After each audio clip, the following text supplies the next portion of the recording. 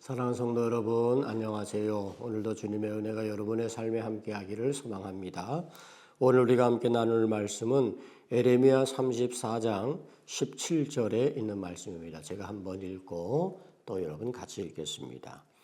그러므로 여호와께서 이와 같이 말씀하시니라. 너희가 나에게 순종하지 아니하고 각기 형제와 이웃에게 자유를 선포한 것을 실행하지 아니하였은즉 내가 너희를 대적하여 칼과 전염병과 기근에게 자유를 주리라. 여호와의 말씀이니라. 내가 너희를 세계 여러 나라 가운데 흩어지게 할 것이며. 아멘. 같이 읽겠습니다.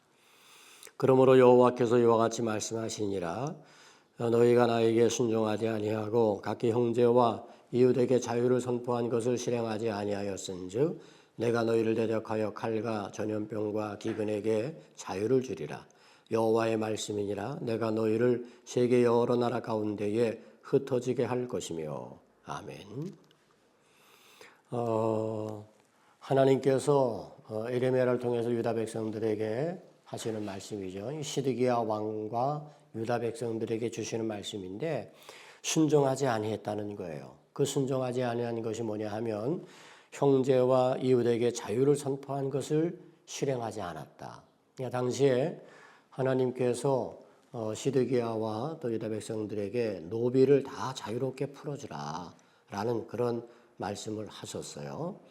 친애굽 정책을 쓰던 이 시드기야가 결국은 바벨론에 의해서 어려움을 당할 때 하나님의 말씀에 순종합니다. 그래서 노비를 다 풀어주는 거예요. 그런데 또 바벨론의 침공이 잠시 사그라들고 조용해지자 풀어주었던 노비들을 다시 다 붙잡아 와가지고 그래서 그들을 노비로 삼게 되었다는 거예요. 이것을 두고 이제 에레미야를 통해서 하나님께서 유다와 시드기야 왕에게 책망하는 거죠. 너희가 자유를 선포했는데 그것을 실행하지 아니했다. 그리고 이제 너희들은 내 말에 순종하지 않았다는 거예요. 그러므로 하나님께서 다시금 그 땅에 대적을 일으키고 칼과 전염병과 기근에게 자유를 주리라. 그러니까 다시금 애굽의 유다에 임하게 될 하나님의 징계를 지금 선포하고 계시는 거죠. 뿐만이 아니라 내가 너희를 세계 여러 나라 가운데 흩어지게 할 거다. 정말 말할 수 없는 그런 고통과 절망의 상황들을 이제 직면할 수밖에 없는 그런 것들을 에레미야를 통해서 지금 선포하고 있는 거죠. 여러분, 우리가 하나님의 말씀에 순종하는 것 참 귀한 일입니다. 그런데 그 순종이 계속 이어져야 그래야 그것이 귀한 거죠. 잠시 순종했다가 다시 상황이 여의치 않으면 그 순종한 것을 번복하고 불순종하게 되어진다고 한다면 더 큰 어려움, 더 큰 하나님으로부터 오는 징계가 임하게 될 것이라는 거예요. 그러니까 하나님의 말씀에 순종하되 우리가 그 순종을 잘 이어가도록 노력하는 것, 그게 필요합니다.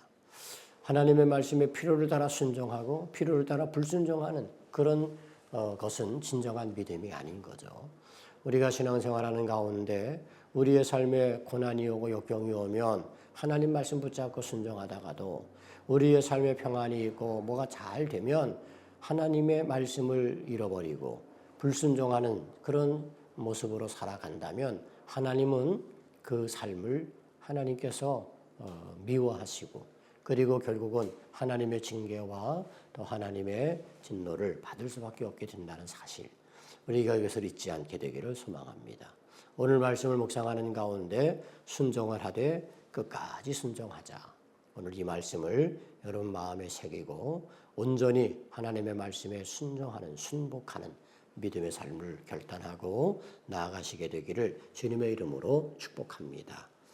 기도하겠습니다. 아버지 하나님, 우리가 하나님의 말씀에 순종하되 끝까지 순종하게 하여 주옵소서. 상황에 따라 불순종하는 삶을 살아가는 어리석은 자가 되지 않게 하시고 어떤 상황과 어떤 환경 속에서라도 온전히 하나님의 말씀을 붙잡고 의지하며 순종하는 믿음으로 살아가는 저희들 되게 하옵소서. 예수님 이름으로 기도 올리옵나이다. 아멘.